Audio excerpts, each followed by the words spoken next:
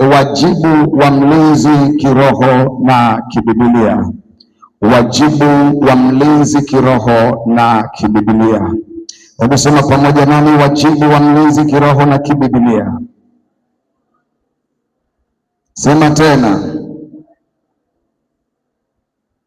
Wakati ukiwa unaandika hivyo, nikuletea utambulisho mfupi. Namshukuru Mwenyezi Mungu kupata neema ya kuwepo hapa, lakini pia namshukuru Mungu kwa ajili ya uongozi wa kanisa, kwa pasta kiongozi, kaimu na jopo la wachungaji, wazee wa kanisa, mashemasi, viongozi wa kila idara, lakini pia na kwa ajili ya mshirika mtakatifu wa ushirika mtakatifu wa Roho Mtakatifu. Jina langu ninaitwa Pastor Tadei, ni baba wa watoto wengi, lakini ni mume kumradhi wa mke mmoja. Jina la Bwana libarikiwe.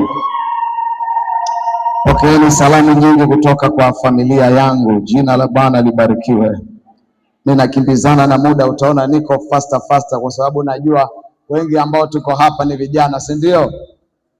Hapa hamna mzee hata mmoja. Hata ukimwambia Pastor Mary kwamba ni mzee atakataa.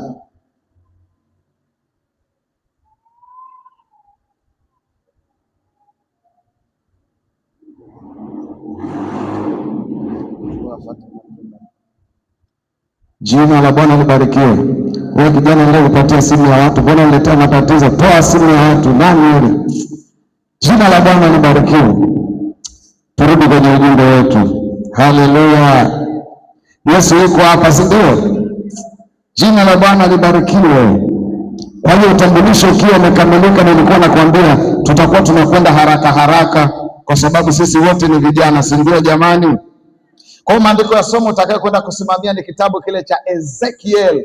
Kitabu cha Ezekiel, ile sura ya 3 mstari wa 16 mpaka 21, lakini pia tutakwenda kuangalia Ezekiel hiyo sura ya 33 ule mstari wa kwanza mpaka wa 9. Ukiangalia katika Ezekiel, neno mlinzi lina maana ya mtu aliyewekwa katika nafasi ya kutazama, kutambua hatari, kupokea ujumbe na kutoa onyo. Lakini kwa matumizi ya kibiblia, dhana hii inaenda mbali zaidi. Mlinzi ni mwakilishi wa uwajibikaji wa Mungu mbele ya jamii. Narudia tena.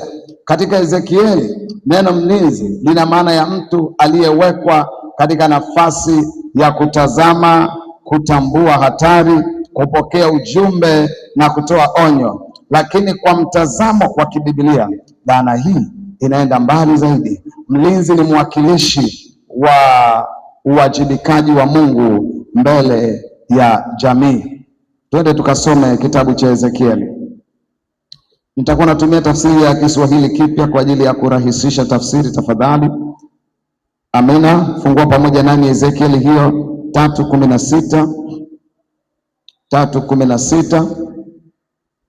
mstari wa 16 unaanza kwa kusema, baada ya siku 7 neno la Mwenyezi Mungu lilinijia, wewe mtu, nimekuweka kuwa mlinzi wa Israeli.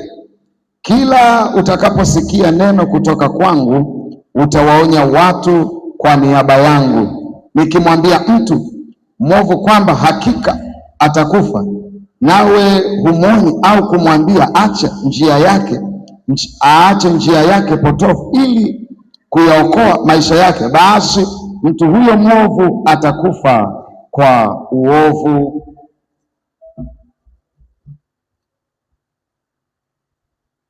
wake, lakini damu yake nitakudai wewe. Lakini ukimwonya mtu huyo mwovu, naye hakuacha uovu wake au njia yake potofu, mtu huyo atakufa kwa uovu wake, lakini wewe utakuwa umeyaokoa maisha yako.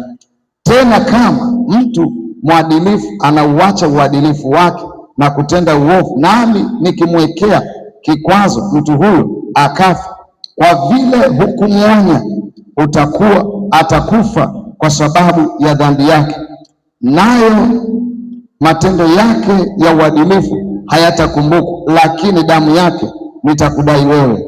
Lakini ukimwonya mtu mwadilifu asitende dhambi, naye akaacha kutenda dhambi, hakika mtu huyo ataishi, kwa kuwa amepokea maonyo yako, nawe utakuwa umeyaokoa maisha yako. Baba mtakatifu mwenye haki, bariki maneno yako yapate kulifaa kusanyiko lako. Nami mtumwa wako unijalie kunena kama vile inipasavyo, katika jina la Yesu aliye hai. Sema amina kwa Bwana. Utaangalia hapa, Mungu hasemi kuwa mlinzi, anasema nimekuweka kuwa mlinzi. Hii inaonyesha kwamba wito unatoka kwa Mungu, lakini wajibu unawekwa juu ya mlinzi. Bwana Yesu asifiwe. Bwana Yesu asifiwe. Ezekieli akujiweka mwenyewe kuwa mlinzi, wala Mungu hakwenda kumuomba, Bwana naomba ukawe mlinzi. Hapa Mungu anamuita na anamwambia nimekuweka kuwa mlinzi, na anampa madhara ya kama asivyotenda sawasawa na alivyoagizwa, yakiwapata watu, yeye atawajibika juu ya hayo madhara. Bwana Yesu atusaidie. Nasema Bwana atusaidie. Bwana Yesu atusaidie. Asubuhi niliwaambia mlinzi, kulingana na taratibu za zamani za kibiblia, alikuwa anawekwa juu ya kinara, ambapo leo mnatumia vitu mnavyoitwa rada ama kamera za ulinzi. Kwa hiyo alikuwa anasimama pale kwa ajili ya kutambua mambo yanayoendelea, ili madhara yasije yakawajia kwenye ngome. Kwa hiyo alikuwa anasimama, na akiona hatari alikuwa anakuja kuleta taarifa kwa kama ni kwa mji au kwenye ngome, au ambie tumevamiwa au kuna watu wanakuja au kuna jambo ambalo sio zuri, anakuja kutoa tahadhari. Ndio maana ya mlinzi. Bwana Yesu atusaidie sana. Sasa kwa sababu ya muda, nataka tukaangalie wajibu wa mlinzi. Jina la Bwana libarikiwe. Wajibu wa kwanza wa mlinzi ilikuwa ni kusikia kabla ya kusema. Ile Ezekieli 3:17 inasema lisikie neno hili kinywani mwangu. Jambo la kwanza, lazima mlinzi awe ana uwezo wa kusikia. Kitu ambacho Mungu atakupa ni uwezo wa kusikia. Sema amen. Sema amen. Huu ndio msingi wa huduma yote ya ulinzi. Mlinzi wa kibiblia haanzi kwa kuuliza watu wanataka kusikia nini. Anaanza kwa kuuliza Mungu anataka kusema nini. Yaani kama mimi leo sihubiri kile mnachotaka ama kinachowapendeza, yani kuwavutia mshangilie, ila kile Mungu anachotaka niseme, ndio hicho natakiwa kuleta. Sio nije nihubiri ili kuwe na vibe hapa ndani watu washangilie. Kama siku hiyo Mungu amenipa ujumbe kwa ajili ya watu wafurahi sana, nitahubiri hivyo sana. Lakini kama siku hiyo Mungu amenipa ujumbe kwa ajili ya kuonya watu, nitakuja nisimame na ujumbe huo huo. Sema amen. Kwa hiyo mlinzi hatakiwi kusikiliza watu wanachokitaka, anatakiwa kusikiliza bosi wake, yani Yesu, anachotaka kanisa liambiwe, anachotaka watu waambiwe. Hicho ndicho mlinzi anatakiwa kusimama nacho. Jambo la kwanza, anatakiwa awe na uwezo wa kusikia. Jambo hili limetoka kwa Mungu. Hii ni sauti ya Mungu. Hili ni neno la Mungu. Bwana Yesu atusaidie. Bwana Yesu atusaidie. Jina la Bwana libarikiwe. Sijui kama unanielewa. Na hii nitoe tahadhari. Sio kwamba kila atakaye kuja amenena kwa lugha anataka tumpe maiki ana ujumbe na kanisa. Sisi wenyewe ni walinzi. Kwa hebu tuambie Bwana amekuambia nini? Siku moja waliwahi kufanya hilo kosa mahali fulani. Wakampa mtu maiki, akaanza rika saka, akanena na kunena. Watu wasema huyu si roho. Kilichokuja kufuata akasema mchungaji huyu ni mzinzi, na praise wote sisi na viongozi wote. Akahamisha washirika wote, kumbe alikuja kuchukua washirika kanisani kwa watu. Sasa huyo ni wa Mungu au pepo? Kwa natoa tahadhari. Sema amen. Kwa hiyo ukiona una ujumbe Bwana kakupa, tutakuita kwanza, mbebu njoo Bwana kasemaje. Bwana Yesu atusaidie. Bwana Yesu atusaidie. Kwa hiyo mlinzi, pointi ya kwanza, lazima awe na uwezo wa kusikia. Jamani amina. Jamani amina. Jamani amina. Kwa hiyo anamsikia Mungu, anabeba ujumbe, kisha anauwakilisha mahali husika. Kwa maana mlinzi yeye sio chanzo cha ujumbe. Ujumbe unaanza kwa Mungu. Kwa hiyo kabla Mungu hajampa Ezekieli wajibu wa kuzungumza na Israeli, anamfundisha kwanza kusikia. Anamwambia, mwanadamu, sikia neno kutoka kwenye kinywa changu. Jambo la kwanza anamwambia sikia. Bwana Yesu atusaidie jamani, Bwana atusaidie. Jambo la kwanza ni kusikia. Kwa hiyo kinywa cha mlinzi hakipaswi kuwa matokeo. Kinywa cha mlinzi kinapaswa kuwa matokeo ya sikio lake la kiroho.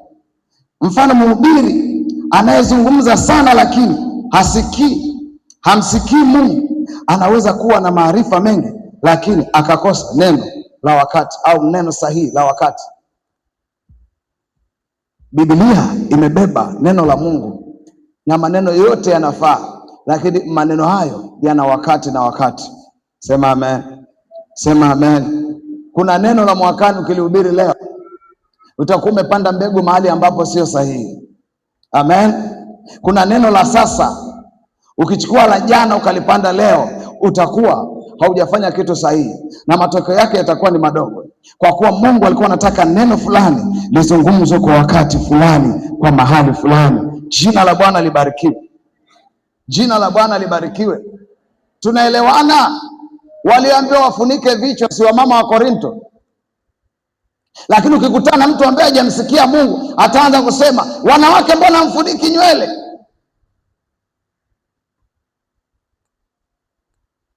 Lakini akiwa hajui, anaweza kusema, wanawake mbona mnasimama madhabahuni? Sasa maandiko yapo? Si yapo? Si ndio? Si yapo? Maandiko ya salimianeni kwa busu takatifu. Tukushike sasa. Wasema, ni maandiko kabisa mchungaji, tusalimiane na busu takatifu. Wewe, huo ni utamaduni wetu. Kimkumbatia tu binti hapa tunatafutana, usilete habari zake. Kamkumbatie mkeo, una mke subiri ngoe. Toka kule. Sema amen. Sema amen. Yaani tukuruhusu kwa kumbatia waya za umeme, toka. Unaelewa?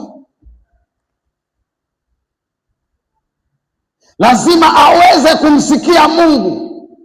Yaani bila hivyo mtakuja kuambiana hapa, wanawake wasimame madhabahu, ili ni neno bwana, wasimame madhabahu. Wewe bado hujamsikia Mungu. Sema amen. Sema amen. Ukimsikia Mungu anakwenda kukufundisha. Kwa nini aliwaambia wanawake wa Korinto wafunike nywele? Kwa nini alikuwa anasema hivi? Au kwa maandiko aliambia kanisa lote la Kristo? Imeandikwa hivyo. Halo. Halo. Bwana Yesu atusaidie. Bwana Yesu atusaidie. Nasema Bwana atusaidie. Unanielewa mtakatifu? Unanielewa? Kama si hivyo, siku moja utakuja unikuulize maswali. Sasa mbona Roho Mtakatifu yule anayejaa kwa wanawake ndo anayejaa kwetu, kama hawastahili kusimama madhabahuni? Na kama hawastahili kusimama madhabahuni, mbona wanakuja tunawaombea? Kwa takuwa tuombee kule nje, kama wanawake wafai, basi tukae kule nje, wanaume waje tuombee madhabahuni, wanawake tuombee kule nje kwa sababu hawatakiwi. Lakini ukiwa unaweza kumsikia Mungu, unatambua ile neno lilikuwa ni la Wakorinto, na Paulo alikuwa anadili na tabia mbovu za wanawake wa Korinto waliokuwa wamejifanya wana nguvu kuliko wanaume kwa kuwa walikuwa wanamiliki fedha. Paulo akawanyamazisha kabisa, ni wanawake wa Korinto. Unaelewa? Sema amen. Kwa hiyo ni lazima aweze kusikia. Akiweza kusikia atajua cha kuzungumza ni nini. Jambo la pili, sema amina. Wajibu wa pili ni lazima, wajibu wa pili ni kutambua maana ya kile alichokisikia. Pointi inafanana hiyo ya kwanza. Lazima atambue maana ya kile anachokisikia. Tunaelewana watakatifu? Wakati Samueli anaitwa na Mungu, nataka nikwambie Mungu alikuwa anatumia sauti ya Eli kabisa. Samueli alipokuwa anaitwa Samueli akawa anaenda kwa Eli. Unaelewa? Eli anamwambia sijakuita. Mara ya pili ya tatu Eli akamgundua Mungu ndo anasema naye. Akamwambia ukiitwa tena sema nena Bwana, mtumishi wako anasikia. Unaelewa? Unaelewa? Kwa hiyo kusikia tu hakutoshi, mlinzi lazima awe na utambuzi. Kwa nini? Kwa sababu si kila tukio linaloonekana linaeleza chanzo chake. Mfano, mtu anaacha maombi, hilo ni tukio. Sawa, tukio ni maombi, si ndio? Lakini mlinzi anauliza ni nini kilichotokea ndani yake kabla ya kuacha maombi. Huyu mtu alikuwa ni muombaji, alikuwa analiombea kanisa, alikuwa anasimama na kanisa la Bwana, alikuwa anahudumu mahali fulani. Kwa hiyo mlinzi lazima ajiulize, tatizo ni nini mpaka akaacha maombi? Halo, tunaweza tukasema pale pana vijana wanachangamkia dhambi ya zinaa. Tatizo ni nini mpaka wanachangamkia dhambi ya zinaa? Kwa maana kama nikimchukua kijana na dhambi ya zinaa nikafanyaje? Nikamfungia. Wanasema ni kufungiwa. Anafanyaje? Ni kusimamishwa. Kwa walokole amnielewe, si ndio? Mnasemaje? Anasimamishwa, anafungiwa, anatengwa. Asante sana, kuja niamie huko, hao wananielewa. Kwa hiyo sasa, watakatifu wa huko, huyu mtu ni mzinzi, nikimshika nikimtenga, namtenga na ile roho ya uzinzi, si ndio? Kesho nikimfungua sinamfungua na ile roho. Kwa hiyo mlinzi wa kiroho lazima aangalie chanzo ni nini mpaka kazini. Huyu jamaa anagundua chanzo ni roho ya zinaa ambayo ilipata nguvu, ilipata kibali kwake.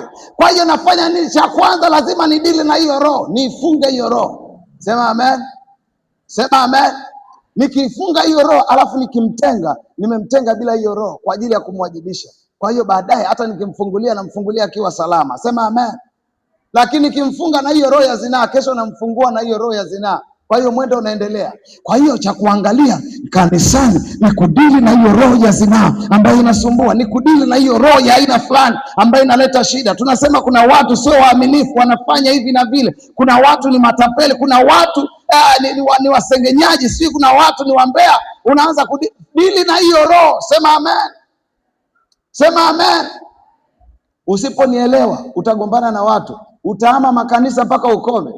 Yaani mpaka siku unaulizwa na Yesu, hivi ulianza kusali kanisa gani vile? Mwenyewe ukumbuki. Maana nimepita huku, nimepita kule. Nataka nikwambie, kote kuna watu na kote shetani anavuruga watu. Sema amina.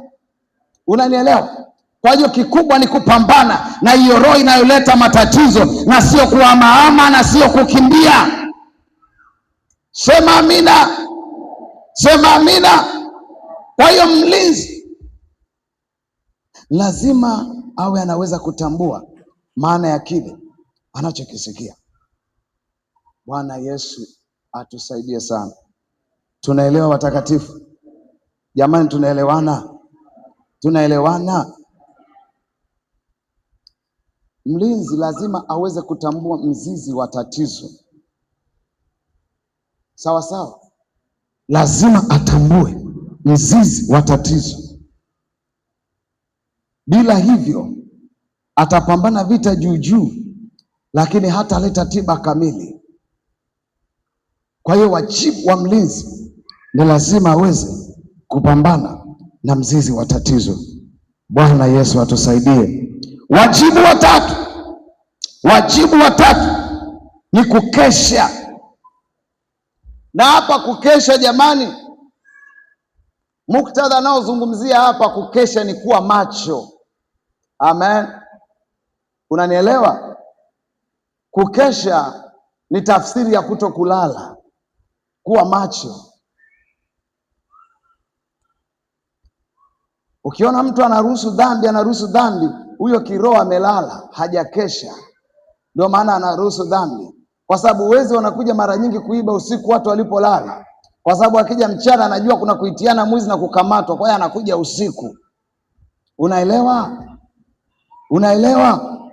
Kwa hiyo kukesha ni zaidi ya kutolala. Kibiblia ni hali ya uangalifu wa kiroho. Yesu alisema kesheni muombe, katika kitabu cha Mathayo 26:41. Mlinzi anayelala hawezi kutimiza kazi ya ulinzi. Kukesha kunahusisha maombi, utambuzi, uangalifu, utayari. Nasema tena, kukesha kunahusisha maombi, utambuzi, uangalifu na utayari. Sema amen. Sema amen. Tunaelewana watakatifu? Kwa hiyo mlinzi, wajibu wake ni lazima aweze kukesha, lazima aweze kusimama na kuliombea kanisa, lazima aweze kusimama kuliombea familia yake, lazima aweze kusimama aiombee huduma yake. Ni lazima awe na utambuzi, anagundua hiki hapa si mahali pake, hapa kilipo si sahihi, hili jambo hapa si mahali pake. Ni lazima awe mwangalifu, kila maamuzi anayoyafanya anafanya kwa uangalifu. Lazima awe na utayari wa kufanya kama anavyotaka Bwana wake. Kwa hiyo mlinzi lazima awe macho, wakati mwingine anaishi kana kwamba hakuna hatari. Bwana Yesu atusaidie. Naomba nirudie hapa. Mlinzi lazima awe macho, wakati mwingine anaishi kana kwamba hakuna hatari. Kwa hiyo, au kwa mfano, ngoja nikwambie, kwa mfano, wakati matangazo yanasomwa, na yatakwenda kusomwa bila shaka, hajasoma baadaye. Matangazo yakija kusomwa, kuna watu watasomwa pale. Kuna mchungaji wa zamu, si ndio? Si ndio? Kuna wazee wa zamu, si ndio? Kuna mashemasi wa zamu, si ndio? Kuna wenye zamu ya usafi, si ndio? Lakini kiboko kabisa komesha, kuna wana maombi wa zamu. Bwana tusaidie. Wangapi majina ya shehe kusomwa hapa madhabahuni kwamba uko zamu ya maombi? Hebu punga namna hii. Nyie wengine hamjawahi kusomwa kabisa? Hamjawahi kusomwa? Mna namba ya ushirika kweli? Inabidi tuonane. Bwana Yesu atusaidie. Sasa sikuulizi kama uliomba, wala sikukabi. Lakini nakuonyesha hatari ambayo ipo. Ina maana ukisomwa upo zamu. Wewe ni mlinzi wa zamu, mwana maombi wa zamu. Ana kazi ya kutuombea kanisa, ana kazi ya kuombea huduma, si ndio wachungaji? Jamani, si ndio?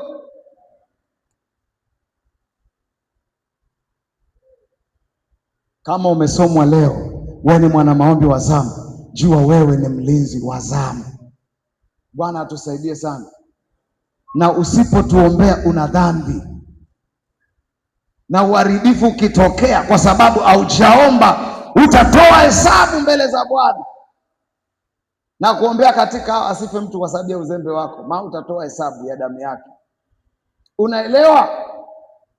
Ukisomwa mwana maombi hapa, hausomwi kwa fashion, hausomwi kama urembo uonekane na wewe ni mshirika wa pale. Unasomwa ili usimame na uombe. Ukiwa hujui uombee nini, njoo kwenye ofisi ya mchungaji. Mwambie mchungaji, ndio umesema tuombe, hebu nipe kwanza engo, pointi ni ipi na ipi. Mchungaji atakupa, lakini hakuna anayeuliza. Kila mtu akisomwa, sijui hata kama anampasha jirani yake kwamba bwana, tuko zamu ya maombi. Bwana Yesu atusaidie sana. Nasema Bwana Yesu atusaidie sana. Hebu sema, Bwana Yesu, unirehemu, unisaidie kuwa mwaminifu. Nikiitwa kwenye zamu niwajibike katika jina la Yesu. Ikitamkwa usafi ni CAs, nyie wote vijana, hakuna anayeonekana. Bwana atusaidie. Nasema Bwana atusaidie. Bwana atusaidie. Wakati jana napita kule, naona madirisha yana vumbi mpaka yanatusuta, nikasema Mungu atusaidie. Alafu sisi kanisani humo 98% ni vijana. Mungu atusaidie sana. Sema amina kwa kweli. Sema amina. Kwa hiyo wajibu wa 4 ni kuona hatari kabla haijawa janga. Mlinzi lazima awe na uwezo wa kuiona hatari kabla haijawa janga. Watu wa asubuhi niliwaambia kwamba kuna wakati Mungu anakuletea ujumbe kwa njia ya ndoto. Nikajitolea mfano mimi.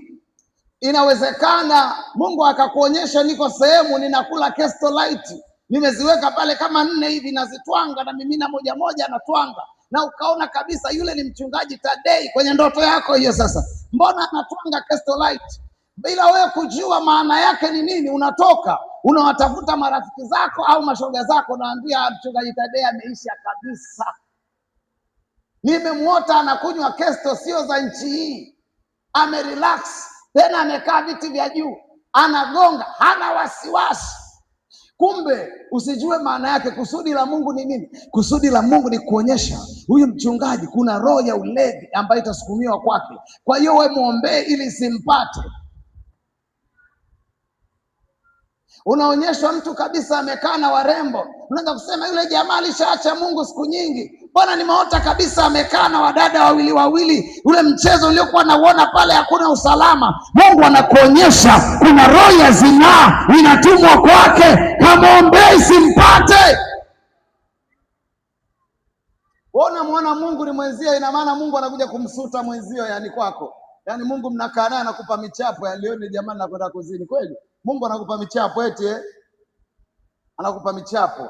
Hebu mguse jirani yako, mwambie kunywa dawa, kunywa dawa. Kisha unamgusa mtu wa kushoto wa kulia, mwambie kunywa dawa. Gusa mtu upande mmoja, upande wa kushoto wa kulia. Nisikilize, mimi ndio mwenyekiti hapa. Sema amina. Sema amina. Kwa hiyo Mungu namwona mwenzio anakupa michapo, si ndio? Unakaa na Mungu mnamsuta mtu, si ndio? Mungu anakuletea masuala ya kusuta. Unaelewa? Ukiona kuna ndoto umeona imekaa kwa namna fulani sio ya baraka juu ya mtumishi mwenzako, Mungu anakuonyesha kuna mtego unaandaliwa kwenye ulimwengu wa roho kwa ajili ya kumwangusha huyo. Hivyo ninakuamini wewe mwanangu, na nimekusimamisha kuwa mlinzi. Simama na umwombee na umtenge na hiyo roho kwa damu ya Yesu aliye hai. Sema amen. Nakwambia hivi, mimi nilikuwa ni mmoja kati ya watu waliokuwa wanaona hivi mpaka nikajua makusudi ya Mungu. Shamwaibisha Mungu sana. Sasa najua na mimi ndo nabii, sasa naona maisha ya watu. Toka kule pepo, nabii wewe, toka zako. Nabii unapewa umbea, sio nabii wa namna hiyo. Mungu anakuonyesha shida ya watu. Amen. Anakuonyesha tatizo ambalo lipo. Unaelewa?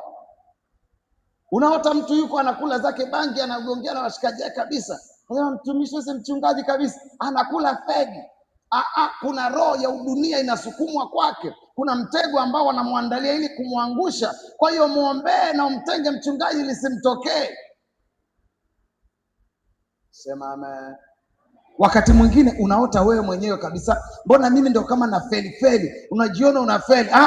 Sio una feli. Mungu anakusomesha mwanangu, kuna hatari iko mbele yako kwenye ulimwengu wa roho. Simama kama mlinzi na ujiombee wewe mwenyewe kabisa. Sema najitenga na roho ya zinaa. Sio unaota umelala na wadada, umelala na wakaka, halafu unataka kuenjoy. Toka shetani. Simama na ukemee hiyo roho ya zinaa katika jina la Yesu aliye hai. Mungu anakuonyesha ni nini kiko mbele yako. Kemea.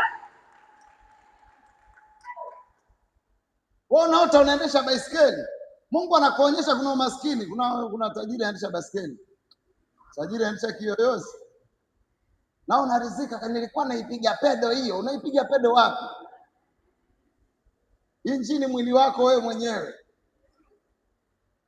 Bwana atusaidie. Yaani baada ya kuota unaendesha maprado, rafiki yangu, na unaendesha baiskeli. Phonex. Bwana atusaidie. Kumbe Mungu anakuonyesha mwanangu, usiposimama vizuri, hiyo roho ya umaskini nataka ikushambulie. Mwanangu simama, sema nakataa kuendesha baiskeli, nakataa kuendesha pikipiki, nataka niendeshe magari makubwa, maana Mungu wangu ana kila kitu katika jina la Yesu aliye hai. Sema amen. Ya hivi Mungu anaenjoy hiyo tusitue maskini. Haya anafurahi yani. Bwana atusaidie. Bwana atusaidie. Kwa hiyo hiyo ndoto, mara nyingi Mungu anakupa taarifa ya vitu vinavyoendelea kwenye ulimwengu wa roho, kwako au kwa jirani yako au kwa kanisa. Kuna wakati unaweza ukaona kabisa kwenye ndoto, mbona kwenye madhabahu ya Manzese B ninawaona wale wanamuziki wa Bongo Flava kabisa wanafanya tamasha lao na miaka 30 ya Bongo Flava kwenye madhabahu ya Manzese B. Mungu anakuonyesha kuna hatari inakuja, ile itakuja kuwa sio madhabahu, ni jukwaa. Kemea hiyo roho. Sasa ikiwa jukwaa hapa tunakutana na Mungu hapa, unakemea. Tena naambia shetani ukome. Hii sio madhabahu ya show. Hii ni madhabahu ya sisi kukutana na Bwana. Sema amen. Kuna wakati Mungu anaweza kukuonyesha kuna mauzauza yanaendelea. Anakuonyesha kwa sababu anakuamini mwanangu. Anajua una uwezo wa kufanya hiyo kazi. Anajua una uwezo wa kufunga hiyo roho. Anakuonyesha mwanangu, malizane nayo. Sema amina. Sema amina. Jamani, sema amina. Kwa hiyo wajibu wa mlinzi ni lazima awe macho wakati wote. Wewe linakuja tu likaka linakwambia dada umependeza. Na unasema na uzuri unachangia, toka zako. Uzuri umeununua duka gani? Uzuri si amekupa Mungu au umeununua wewe mwenyewe? Amen. Kwani akikwambia dada umependeza usiseme jina la Bwana libarikiwe?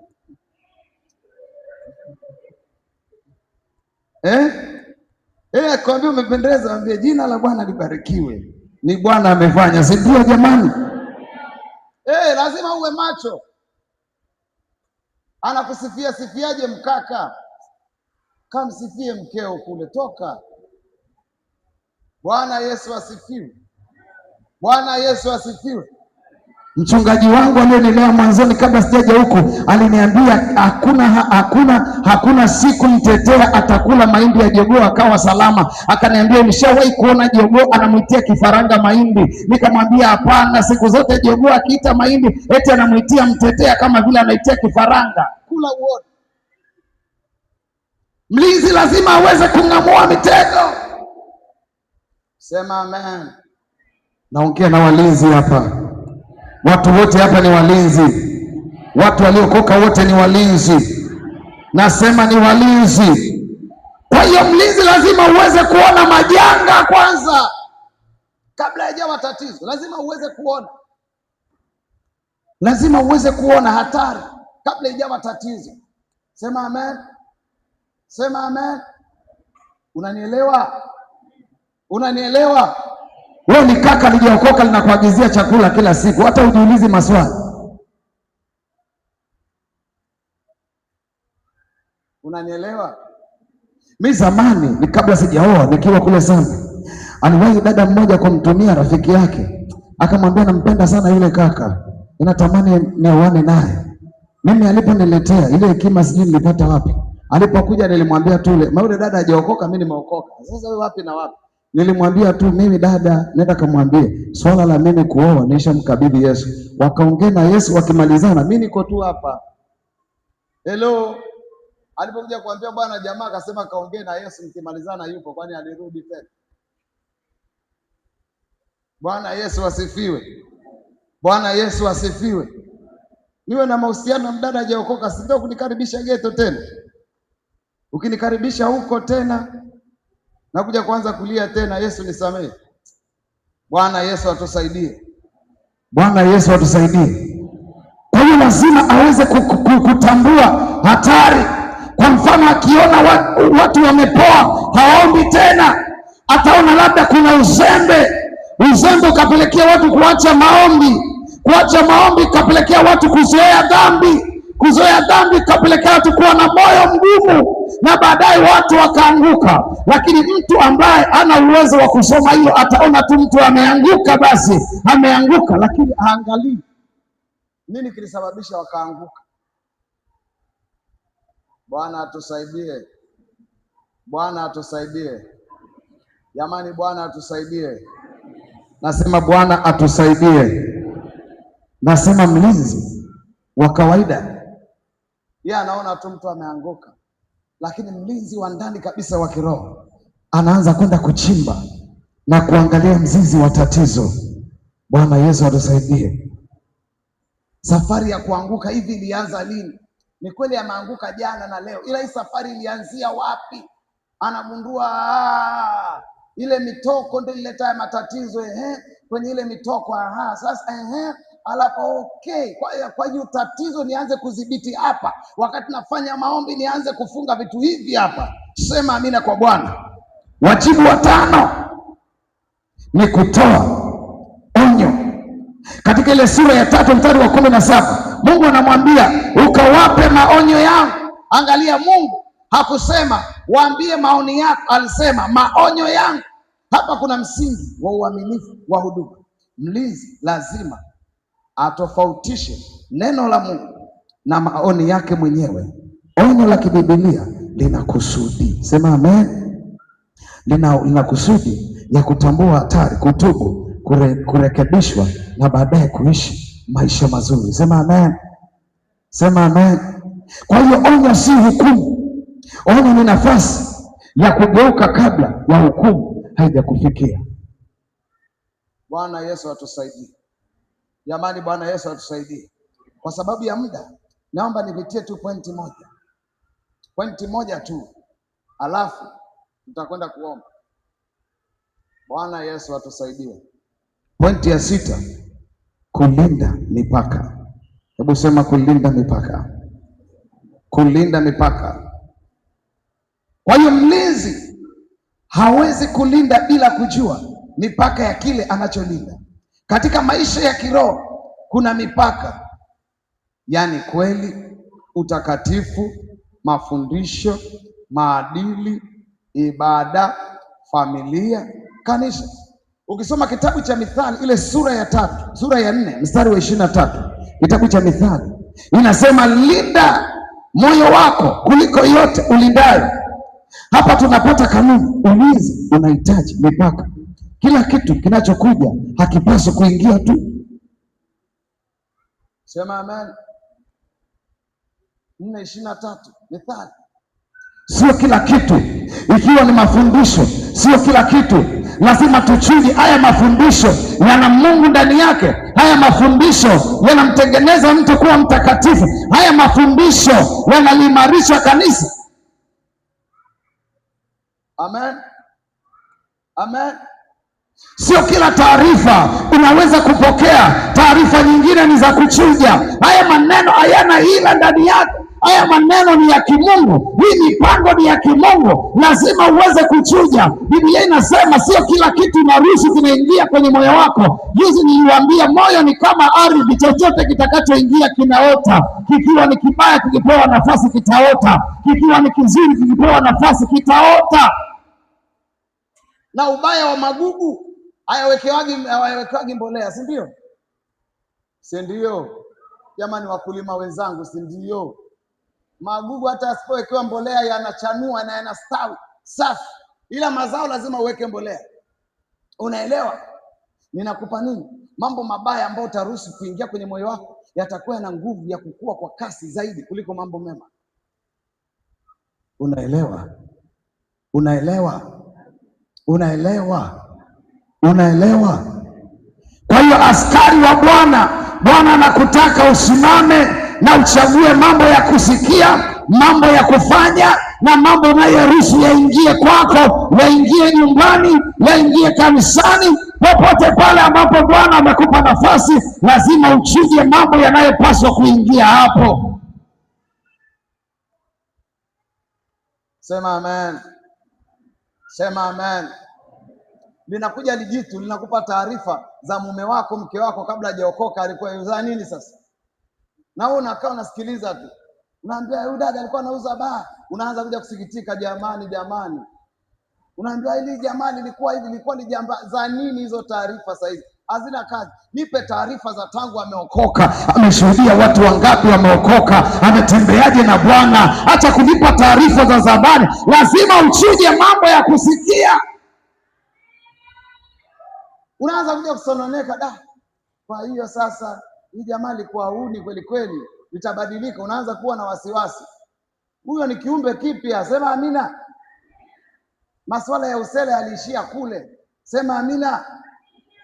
Jina la Bwana libarikiwe. Lazima uchuje mambo lazima uchague mambo. Huyo ndio mlinzi. Mlinzi hawezi akaruhusu kila kitu kikaingia.